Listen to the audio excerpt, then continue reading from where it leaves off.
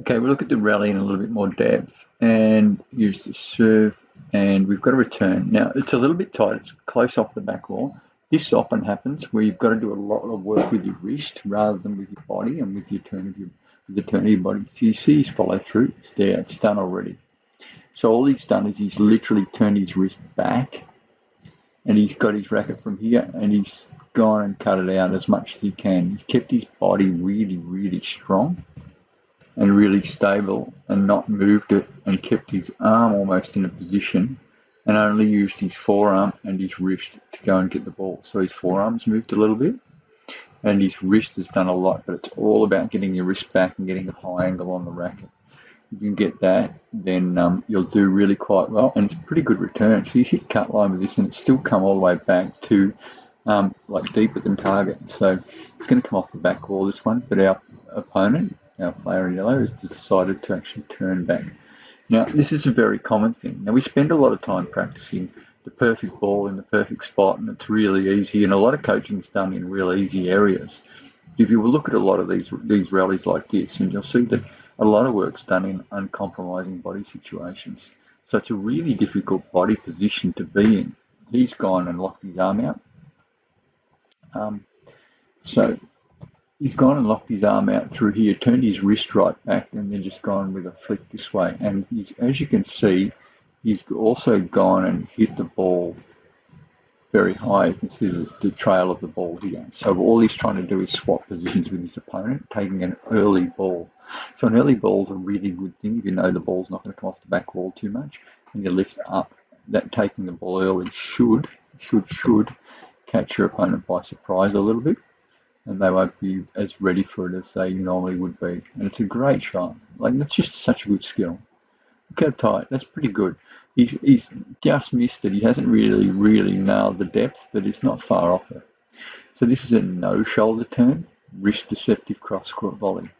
And you can see that our opponent still hasn't even worked it out. So our opponent in yellow hasn't even worked it out until it's hit the front wall where the ball is gone. We'll go back and we'll show you a little bit more. I'll go back further. All right, so he's gone with a front foot approach, which is fine. And part of the reason he's doing this is because it's a tough situation when the ball's relatively close to the side wall to feed it down the wall and to clear the ball. So this is a dangerous situation for the volleyer, strangely enough. There's no pace on the ball. So there's no pace on the ball. And to slot that through here is really difficult. So what you'll see is this shot here would be really quite difficult playing with the outer court line. And if you hit it hard, then you can actually knock it out of the way. It can bind and it can easily come in here, bounce out here. And you've seen it happen lots of times where it comes back at your opponent and then he just walks straight in and gets a stroke. So it's a safe shot. It's not a bad shot, and he hasn't hit it with power. But what he's done is he's used deception. And the deception is a really good thing. So let's look at his shoulders. Okay, so as he comes in, he turns his right shoulder in, keeps his racket really close. And let's watch his body turn and his shoulders, watch. There's no body turn there at all, virtually none. And so his opponent hasn't been able to read it. So his shoulders may have turned from here to here at about max. But he's still very much facing that side wall. So he's still very much facing that way. And yet he's hit across this way. And so what happens is you'll see, if we watch our player in yellow, so watch here, as he comes in, he's moving forward, and as he strikes the ball, he actually stops in the direction he's moving, which is almost the right direction, and cuts across, drops his whole body, and the ball is virtually almost back at the service line before he's even crossed the tee.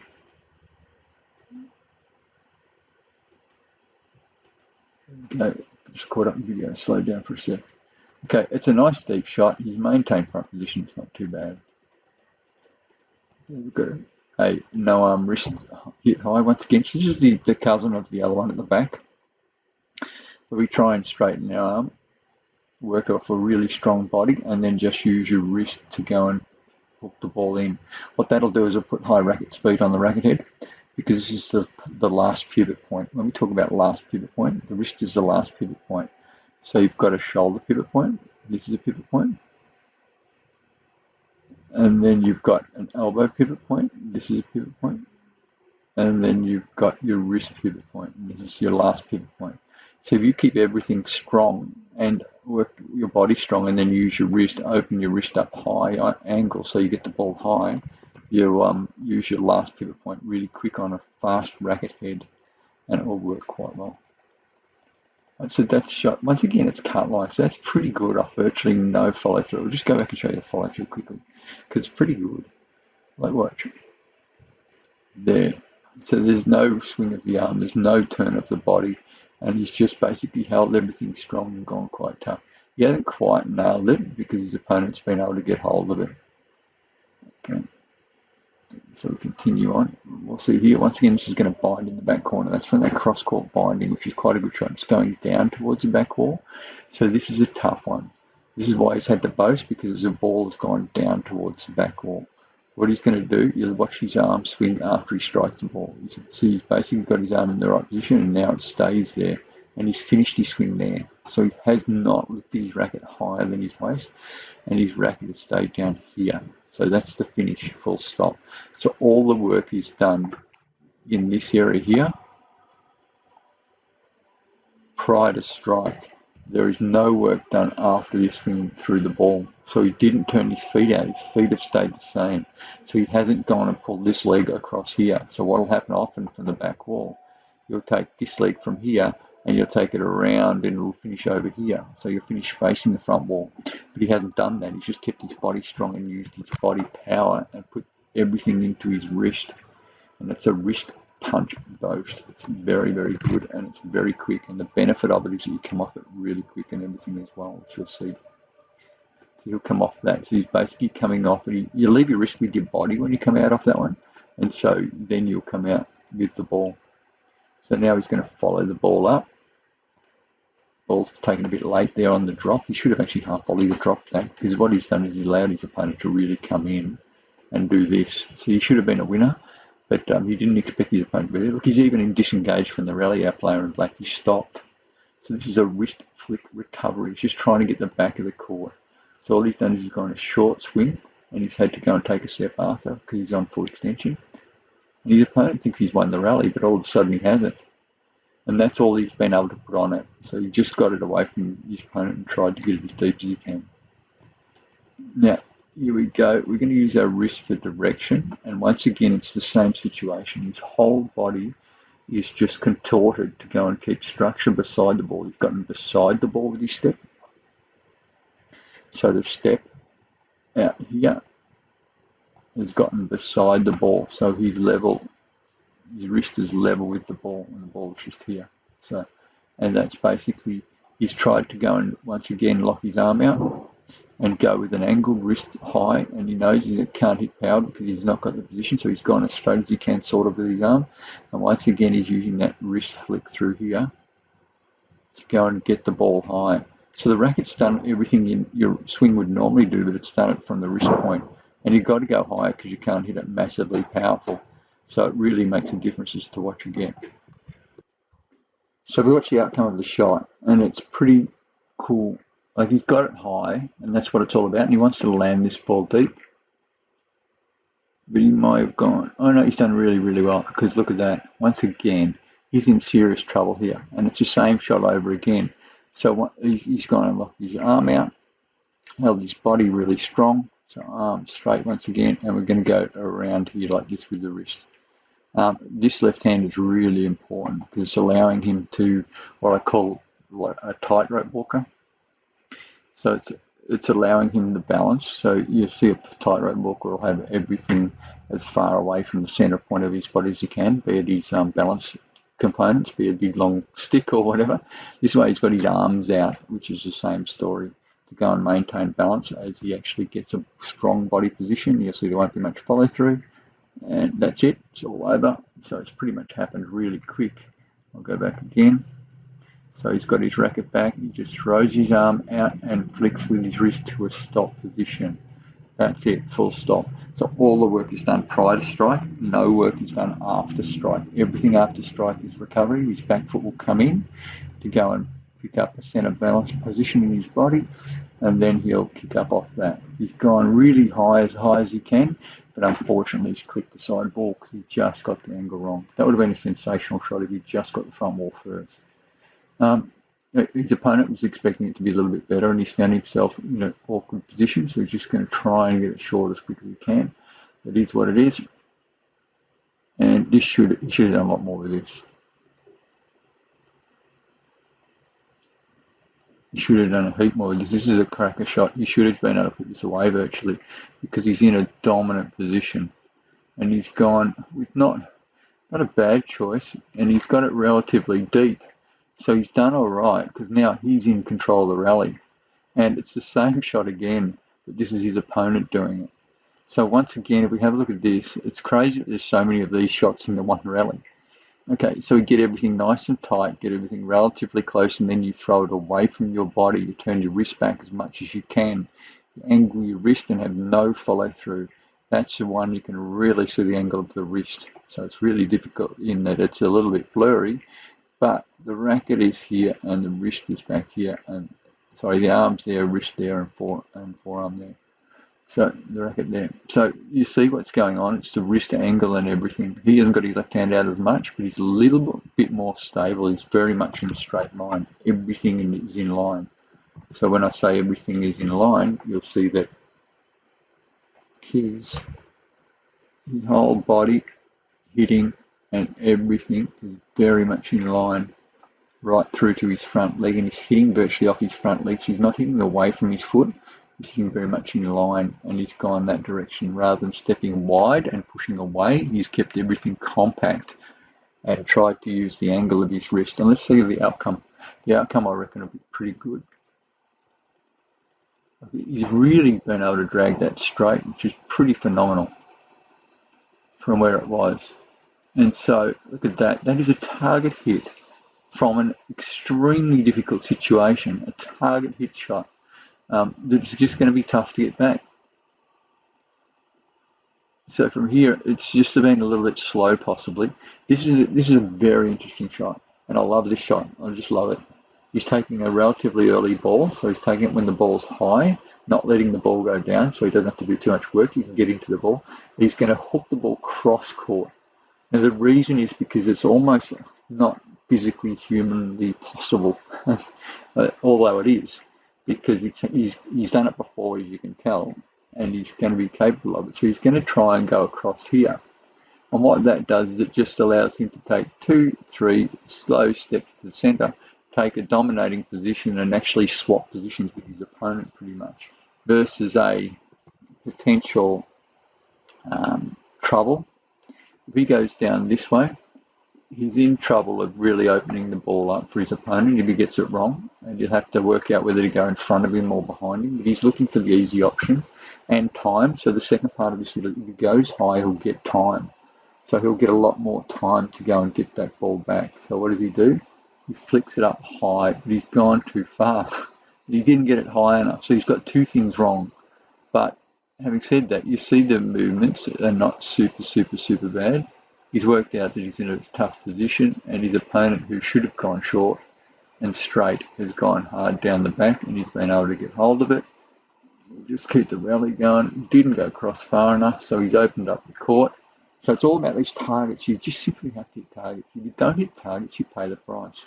And here's the deal. So now he's got a fading drop volley, and it's really difficult for him to get back. He scrambles it back. And here's the last little wrist hit. He just needs to get it away from his opponent. So he could have played a both.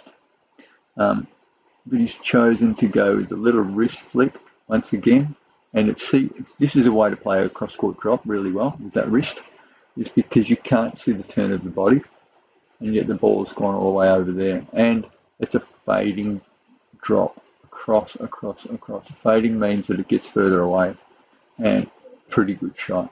That's a sensational rally, and there's so many instances there where the players used maximum amount range of wrist, which is pretty phenomenal. And as I said, what happens is a lot of people spend a lot of time trying to get the drive right and get everything right and all the rest. But the problem is you spend so much time under stress and under trouble and on full extension where there's no other option other than wrist. So if you don't spend time training things like your ability to lift the ball up with an angled wrist, then you're going to find yourself in trouble really often and not being able to get out of it. Because players just get better and better as you get better. You play better standard players and you'll be in trouble more often. So you need to develop your wrist capability, your wrist flexibility. So the other thing is you can't just expect that you're going to see this on video and then go away and do it. You need to have a range of movements of wrists and you need to work through it. And we'll give you a few of those exercises to develop your range of movement and to increase your strength in your wrist. And hopefully that'll go a long way towards making you capable of playing these shots and even better quality than these shots. They're pretty good, these guys, and the shots outcomes are pretty good, but they could be slightly better, they could be slightly more powerful, and they could be slightly more accurate, but they're doing a great job and they did really well. Okay, so I just wanted to show you a couple of stretch exercises you can do for your wrist. Now what it's about is about increasing the range of movement of your wrist. So if you see that if I keep my arm parallel to the ground, I can get around about there before it starts to knock me around a little bit. My other hand is nearly the same, so it's relatively, I haven't extended the range of movement in my right hand wrist, but it's much stronger than my left hand because I'm right-handed.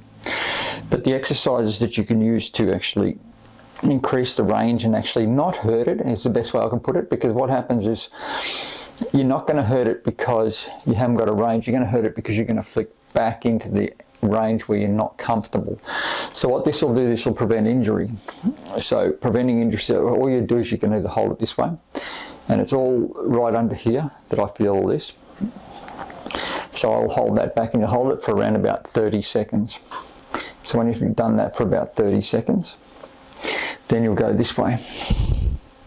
And that does slightly different but similar muscles or tendons and so on as well. So it's about the tendons actually getting stretched out and everything. So it really makes a difference as to how you go. All right, so you do that for about 30 seconds. So if you continue, you can do those anywhere during work time or wherever you are, so there's no trouble at all. You can often just push this back a little bit, hold it for 30 seconds. You don't have to straighten your arm out, but there are benefits to straightening your arm out as well. So you can do this, and you'll actually feel a lot of it through here, and it's really quite good. Then we get to strengthening your wrist. This is 3 kilograms. Don't go too heavy, because it's not about the weight, it's about controlling your outcome. So I'll put my forearm on my knee, and if you do 20 of these, slow, and you just roll it out to your fingers, and then you bring it back up. So it's not about speed, it's about just working the muscles that get really strong and really capable. So you do 20 of those. Once again, you do 20 of these. They're all different ligaments and different muscles that will be worked. And so once you've done 20 of those, then I'll do a figure 8 over back end, over that way. And once again, you don't do them too fast. It's a controlled movement. Over, over, over, over. And then you can go the other way. Over, and you'll do 20 of those, and that's all you really have to do. Just add that to your gym program that you do, and that will be really beneficial to you to actually improve your wrist, improve your flexibility in your wrist, and also improve the strength in your wrist. All right, so then we've got another little thing. This is a power ball. These are really quite cool. They're really quite good. It's a little gyroscope that you work against with your wrist. So with this, you wind it up. So if I wind it up by pulling it back on the floor, and then it should start spinning. And once you get it going, you can do it either way, either direction. Once you get it going, it's really quite amazing. Now, you can't go forever with this. Once again, you need to keep strength and stay strong. These are really quite reasonable, so you can do this watching television. So it's not a bad little exercise, and you can go quite fast, and you can only handle it for so long. So you build up your repetition, you build up your strength and how much you can handle. Now I'm going that way, which is around anti-clockwise. Now I can turn around and now I'm going clockwise. So you can actually change direction while this thing still spins. And I'm fighting that and fighting it. And it actually has a fair, let's say, attrition that comes into it. And I'm feeling it right up here. And every now and then I need to change direction. And I'll go faster again. You can do it slower, you can do it faster. You can actually turn it around that way. Strangely enough, now I feel it in different areas. My fingers are working really hard. My wrist is working hard. I'm actually working hard through my shoulder and everything to actually control the stability the other way. So these are quite interesting. Now if I start flicking my wrist a little bit, I think you'll be able to hear it. Put that near the microphone. Yeah, but these are quite good things, and then you can hold it still. And once again, I can feel it right through here. And that's it through there. So they just took off on me when I get it the different angles. So that's the Powerball. They're really, really quite good, and they're quite good to build strength. And it's a passive exercise, which is not noisy, by the way, and that's quite good to use while you watch television. If you get into this, it's phenomenal what it would do for your wrist, like those real sharp movements and strong movements. And the biggest problem with your wrist is if you hurt it, it will take a fair while for it to actually recover. So I actually hurt my wrist once by trying to flick too much, trying to get out of trouble. I was playing guys outside my level of capabilities, like younger guys that are really, really high ranked, and I ended up having to flick to get it away from them a lot. And so I go behind me and try and flick it across court and so on, just to keep them off me, because it's an abnormal shot and I've gone past my range. And then it took me 3 months to get it better. And the exercises I used were these rehab exercises and so on, and that once, it was really only a month of solid rehab that it really took, but it took me 3 months to be able to accept and believe that I needed to do the rehab, and it wasn't just slightly injured, it was a bit more than just a little minimal injury. The problem with wrists is that they're all tendons, they're not muscles, so that means there's not much blood flow to your wrist or to the tendons in your wrist. That's why they take a bit longer to recover. So if you strengthen your wrist before you start knocking it around too much, then you'll have a wonderful chance to actually be able to do all those fancy shots with real strength as well. This is really important. And it's quite, you never go to pain, go to, let's say, small pain, light pain, but don't push it so you're actually trying to break your wrist too hard or anything like that. So just keep it nice and under stress, but not under pain is the best way I can put it. So just work it nicely. And once again, that one there, which is really good. And it's all pretty cool. You might want to finish off with this as well, just to go and wind it down or warm it down, and then you're all pretty good. There you go. That is your wrist, and that's how to build it up, strengthen it, and then be able to play all those wonderful shots that we just saw.